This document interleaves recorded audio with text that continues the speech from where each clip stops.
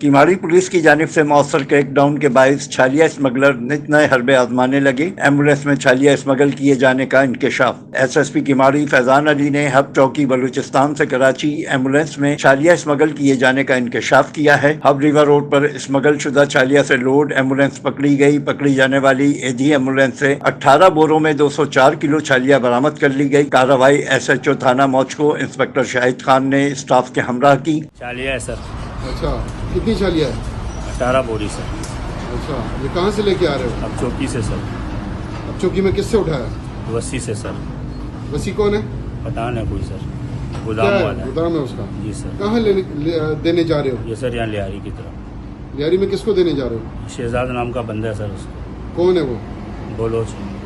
बलौच है। स्मगलिंग में मुलव्विस सज्जाद नामी मुलजिम को गिरफ्तार करके बरामद शुदा माल और गाड़ी को कस्टम के हवाले कर दिया गया। Afzal Khan, C110 news, Karachi.